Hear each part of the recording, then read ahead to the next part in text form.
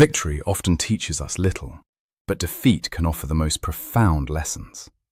In 1741, the Royal Navy, at the zenith of its power, faced an unexpected and catastrophic setback at Cartagena that wasn't about enemy might, but about their own hubris and fatal miscalculations.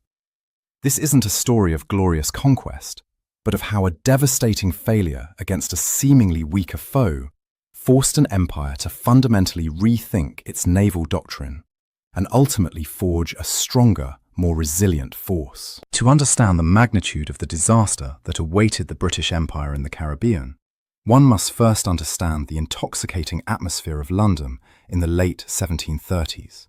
The War of Jenkins' Ear had begun, fueled by merchant grievances and jingoistic fervour. In 1739, Admiral Edward Vernon had captured the Spanish colonial port of Portobello with a mere 6 ships. It was a victory so swift, so decisive, and so incredibly easy that it did more than just boost morale. It intoxicated the British public and the Admiralty with a dangerous sense of invincibility. The streets of London rang with bells, and Parliament was eager to authorise a knockout blow against the Spanish Main. The target was Cartagena de Indias, the jewel of the Spanish trade routes, a city where the wealth of the Andes flowed before crossing the Atlantic. The expedition assembled to take Cartagena was not merely a military force, it was a floating city, a statement of imperial inevitability. By the time the fleet gathered in early 1741, it comprised 186 ships. Among them were 29 massive ships of the line, the battleships of their day, bristling with tiers of heavy cannon. Packed into these wooden walls were approximately 30,000 men. There were 15,000 sailors and 12,000 soldiers, including 4,000 American colonists drawn from Virginia and other provinces, eager to prove their worth to the crown. To put this into perspective, this was the largest amphibious operation the world would see until the Allied invasion of Normandy in 1944. It was a juggernaut of oak, canvas and iron, designed not just to defeat the enemy, but to overawe them into immediate submission. The confidence within this armada was absolute. So certain were the British of their coming triumph that the very concept of defeat had been banished from their collective imagination. In a display of premature celebration that historians still cite as the ultimate example of military hubris, artisans in London had already struck commemorative victory medals before the fleet had even fired a shot. These medals circulated through the capital, depicting the Spanish commander kneeling in surrender before the gallant Admiral Vernon. The inscription read, "The Spanish pride pulled down by Admiral Vernon." It was a level of arrogance that bordered on delusion, driven by the assumption that the Spanish defences were antiquated and their fighting spirit non-existent. As this leviathan of a fleet arrived off the coast of present-day Colombia, the sight alone was intended to break the enemy's will. The horizon was cluttered with masts, a forest of timber moving relentlessly toward the shore. From the quarterdeck of his flagship, Admiral Vernon looked out at the city of Cartagena, fully expecting a repetition of his easy success at Portobello. The British command believed they were facing a crumbling empire, manned by demoralized troops who would flee at the first roar of a British broadside. They saw the expedition not as a battle, but as a procession, a collection of spoils to be divided among the victors. However, this ostentatious display of naval might masked deep, systemic rots within the British force. While the ship count was impressive, the coordination was non-existent. The British leadership was walking into a theatre of war they did not understand, against an enemy they had criminally underestimated. They believed that superior numbers and heavier guns were the only metrics that mattered in warfare. They failed to account for the terrain, the climate, or the tenacity of a cornered opponent. The fleet anchored with the pomp and circumstance of a victory parade, oblivious to the fact that they were sailing directly into a meticulously crafted kill zone. They assumed the Spanish were trembling behind their walls. In reality, the Spanish were waiting, watching, and counting the days until the weather would turn the British numbers against themselves. The stage was set not for a coronation, but for a slaughter, born of the fatal assumption that the British Empire was simply too big to fail. Gazing out from the ramparts of Cartagena, watching the horizon fill with British canvas, stood a man who was the antithesis of the polished, aristocratic Admiral Vernon. His name was Admiral Blas de Lezo, a figure known to his men as Medio Hombre, or half-man. It was a grimly affectionate nickname, earned through a lifetime of sacrifice for the Spanish crown. Lezo had lost his left leg to a cannonball in Malaga, his left eye at Toulon, and his right arm at the siege of Barcelona. He was a battered, broken wreck of a body, held together by sheer willpower and strategic genius. While Vernon commanded the largest fleet the Caribbean had ever seen, Lezo commanded a skeleton crew. Against the 30,000 British invaders, he could muster perhaps 3,000 to 6,000 defenders, a ragged mix of Spanish regulars, local militia, and indigenous archers. Against 186 British ships, Lezo possessed only 6. On paper, the battle was already over. But warfare is not played on paper, it is played on terrain. And Lezo understood the terrain of Cartagena better than anyone alive. He knew that the British numbers were their greatest strength, but also their greatest liability. To deploy 30,000 men, one needs space, and Cartagena offered none. The city was not an open target sitting on the coast. It was a fortress tucked deep within a complex network of lagoons and bays, shielded by mangrove swamps and narrow navigational channels. To reach the city proper, the massive British fleet had to squeeze through a choke point known as Boca Chica, or the Little Mouth. This narrow inlet was the only deep-water access to the outer harbour, and it was guarded by the imposing forts of San Luis and San Jose. Lezo's strategy was not to meet the British in a decisive open battle. That would have been suicide. Instead, he designed a masterclass in asymmetric warfare. He turned Cartagena into a deadly gauntlet, a series of locked doors that the British would have to smash down one by one, bleeding for every inch of progress. Across the narrow Boca Chica channel, he strung a massive iron chain boom, physically barring entry to the harbour. Behind this, he positioned his paltry few ships, not to sail out and fight, but to act as floating batteries, adding their gunfire to the fort's crossfire. When the British inevitably pressured these positions, Lezo did the unthinkable. He scuttled his own ships. By sinking his vessels in the shallow channels, he created underwater barricades of timber and iron. This forced the British to stop their advance, lower their boats, and spend days trying to clear the wreckage, all while under constant fire from the shore batteries. Every delay was calculated. Lezo was playing a game of time, weaponizing the calendar itself. He knew what the British commanders, blinded by their arrogance, had chosen to ignore. The sickly season was approaching. In the tropical Caribbean, the arrival of the rains brought with it the proliferation of the Aedes aegypti mosquito, the vector for yellow fever. Lezo knew that a European army, crammed into the unhygienic holds of transport ships, was a ticking biological time bomb. He did not need to kill every British soldier with a musket ball. He simply needed to hold them in the swamps long enough for the fever to do the work for him. The British, confident in their invincible armada, sailed directly into this trap.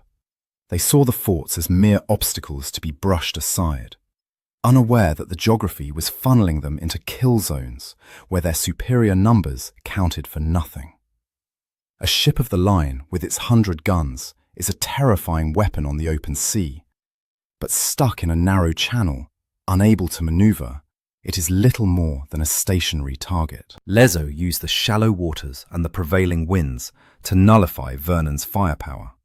He forced the British to fight on his terms, in a humid, mosquito-infested hellscape where the heat was oppressive and the water was scarce. As the British began their initial bombardments, pounding the outer forts with thousands of cannonballs, they believed they were softening up the enemy. In reality, they were wasting ammunition on stone walls, while their crews began to sweat and sicken in the tropical sun. Lizo, watching from his command post, remained patient. He sacrificed outer defences when necessary, retreating only to draw the British deeper into the lagoon, stretching their supply lines and forcing them to disembark troops into the fever-ridden marshes.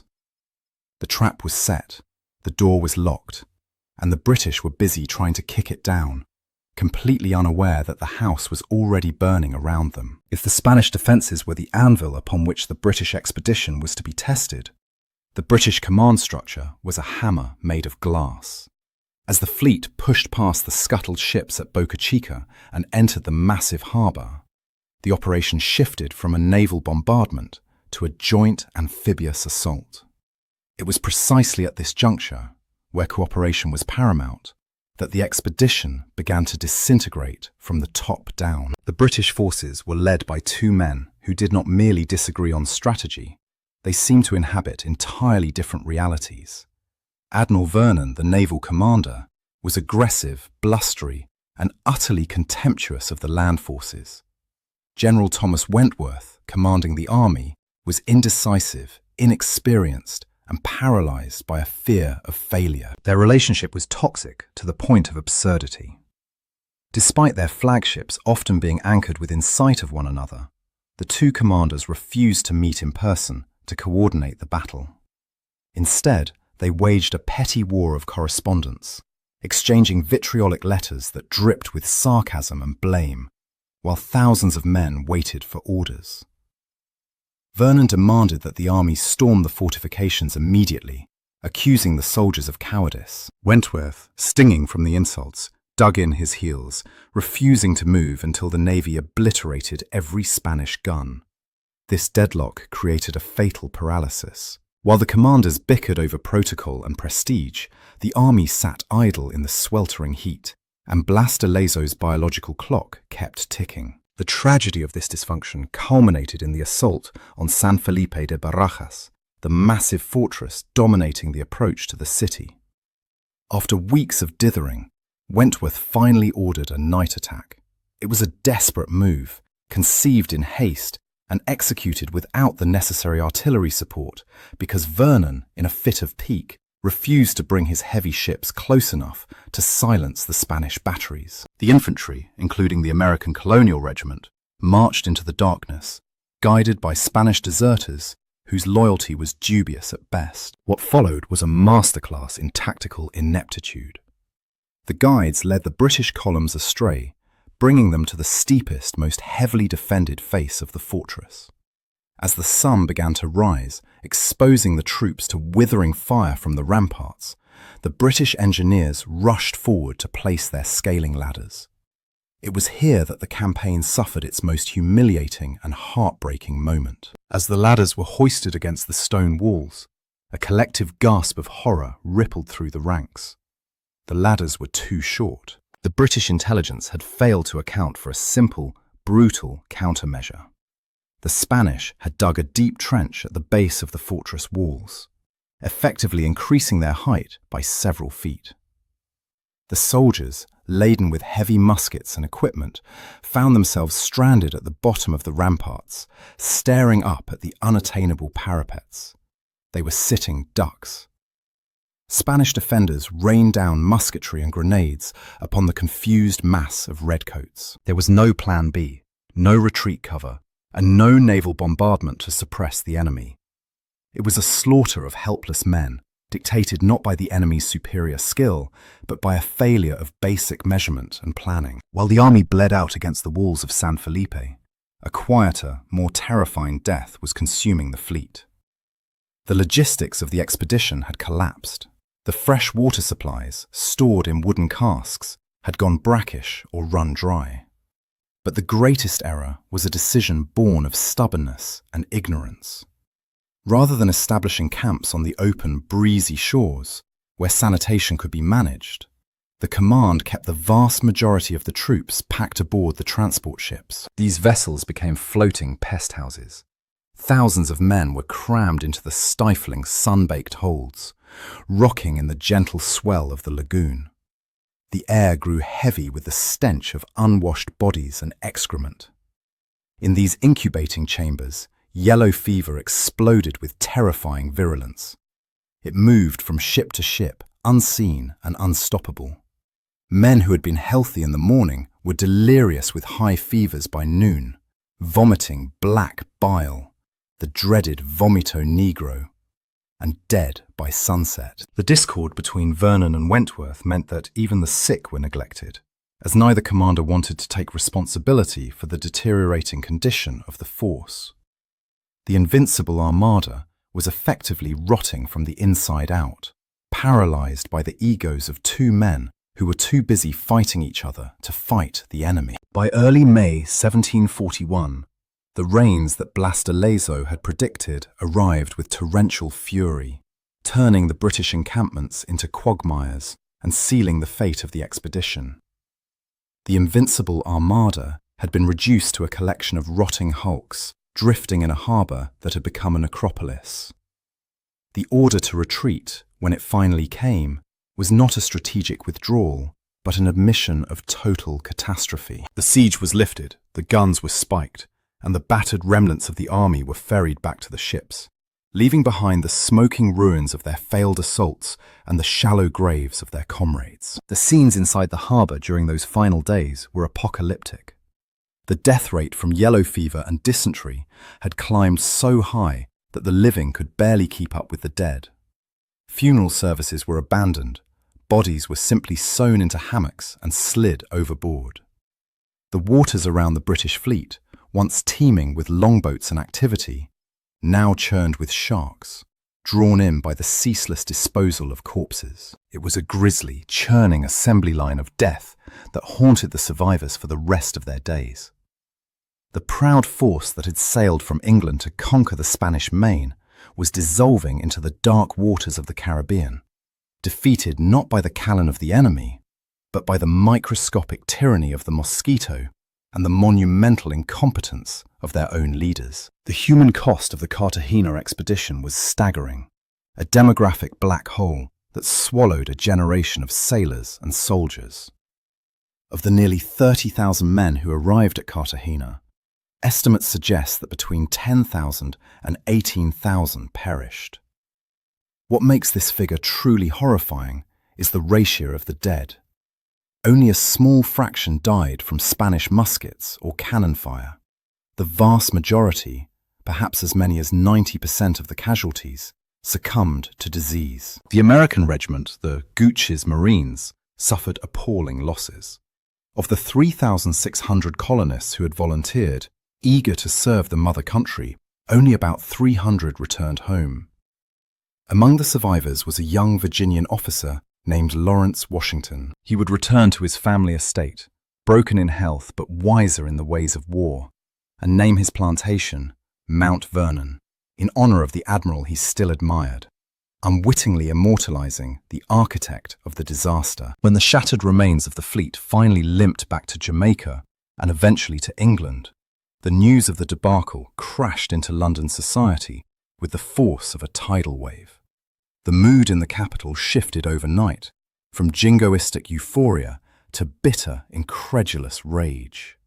The victory medals that had been struck months prior, depicting the Spanish commander kneeling in submission, suddenly became objects of intense national shame. Merchants and citizens who had bought them as souvenirs now hid them away or melted them down, desperate to erase the physical evidence of their collective delusion. The premature celebration became a punchline, a bitter symbol of the dangers of counting one's chickens before the fortress is stormed. The political fallout was immediate and severe. The defeat at Cartagena did not just bruise the national ego, it toppled the government. Prime Minister Robert Walpole, who had reluctantly agreed to the war under public pressure, found his administration unable to withstand the storm of criticism. The disaster provided the ammunition his political enemies needed, and his long-standing government crumbled. Meanwhile, the architects of the failure, Vernon and Wentworth, engaged in a public and pathetic war of words. Upon their return, they did not face a firing squad, but they did face the court of public opinion. They spent years publishing pamphlets, leaking private correspondence and writing editorials, each desperately trying to pin the blame on the other. Vernon blamed the Army's sloth, Wentworth blamed the Navy's arrogance. But beyond the scapegoating, a harsh reality settled over the British military establishment. The illusion of effortless supremacy was shattered. Cartagena proved that the Royal Navy, for all its majesty and firepower, was not an omnipotent magic wand that could be waved at a map to secure victory. The disaster exposed the fatal flaw in British power projection, the disconnect between land and sea. It demonstrated that a fleet could control the waves, but without a competent, healthy, and well-led army to secure the shore, naval dominance was meaningless against a fortified enemy. The Empire had learned, at the cost of nearly 20,000 lives, that hubris is the most dangerous enemy of all, and that in the unforgiving theatre of war, nature always bats last. In the annals of military history, victories are celebrated, but disasters are studied. As the shock of Cartagena faded, replaced by the grim determination of a nation at war, the Royal Navy and the British Army began the painful process of introspection. The failure was too absolute, the loss of life too grotesque to simply be dismissed as bad luck. The catastrophe at Cartagena de Indias forced a fundamental reckoning within the British military establishment, initiating a transformation that would eventually turn the stumbling giant of 1741 into the professional, conquering machine of the late 18th and 19th centuries. The ruins of the expedition became the foundation for a new doctrine of amphibious warfare. The most immediate and critical lesson was the necessity of unity of command. The toxic, bifurcated leadership of Vernon and Wentworth had proven that a fleet and an army operating as rival fiefdoms was a recipe for disaster. The British realized that in amphibious operations, the boundary between land and sea is fluid. Ships must support troops, and troops must secure harbours for ships. This realization did not fix inter-service rivalries overnight, but it planted the seed for the concept of joint operations. In the decades that followed, commanders were selected not just for their individual brilliance, but for their ability to cooperate. The days of an admiral and a general refusing to speak to one another while the campaign collapsed around them were, slowly but surely, coming to an end. Furthermore, the sickly season ceased to be treated as a mere inconvenience and was elevated to a primary strategic consideration. The Admiralty began to understand that logistics and hygiene were as lethal as cannon fire. It is no coincidence that just 6 years after the Cartagena debacle, Scottish naval surgeon James Lind conducted his famous experiments aboard the HMS Salisbury, proving that citrus fruit could cure scurvy. While the acceptance of these medical advances was slow, the horror of Cartagena, where men died in their thousands from preventable causes, accelerated the push for better victualling, ventilation, and sanitation aboard His Majesty's ships. The Empire learned that to project power globally, it first had to keep its sailors alive. The proof of this painful education arrived during the 7 Years' War, less than 2 decades later. In 1762, the British launched another massive amphibious assault against a major Spanish stronghold in the Caribbean, Havana. On the surface, the operation looked dangerously similar to Cartagena, but this time, the execution was radically different. The British arrived with a unified command structure, better maps, and a keen awareness of the clock. They struck with speed and coordination, utilizing the Navy to aggressively suppress shore batteries, while the infantry maneuvered with precise support. They captured Havana before the tropical diseases could liquidate the force. The victory at Havana was the redemption of Cartagena, a masterclass in amphibious warfare that was directly informed by the errors of 1741. The British had learned that hubris kills, but preparation conquers. Yet, the legacy of Cartagena echoes in a place far removed from the warm waters of the Caribbean. Lawrence Washington, the Virginian officer who survived the fever-ridden hell of the expedition, returned to the colony of Virginia a changed man.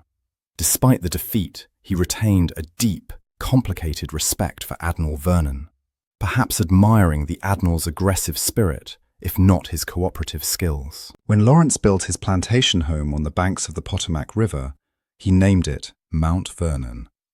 Upon Lawrence's untimely death, likely hastened by the tuberculosis he contracted during the campaign, the estate passed to his younger half-brother, George. Thus, the home of the first American president, the cradle of the American Revolution, bears the name of the British admiral who led the empire's greatest disaster. It is a strange historical irony that serves as a fitting epitaph for the campaign. The Battle of Cartagena de Indias was a tragedy of errors, a monument to arrogance, and a graveyard for thousands. But in the long arc of history, it served a vital purpose. It shattered the illusion of easy victory and forced a modernization of military thought that would shape the world for centuries to come. The British Empire walked into the fires of Cartagena and was burned, but the steel that emerged was harder, sharper, and infinitely more dangerous. Defeat, as it turned out, was the ultimate teacher. If you enjoyed this deep dive into one of history's most catastrophic naval blunders, please leave a like and let us know in the comments. Do you think Admiral Vernon or General Wentworth was more to blame for the disaster? We're releasing new military history documentaries every week, uncovering the forgotten battles and strategic turning points that shaped our world. So, make sure to subscribe and ring the notification bell so you never miss a briefing. Thanks for watching, and we'll see you on the next battlefield.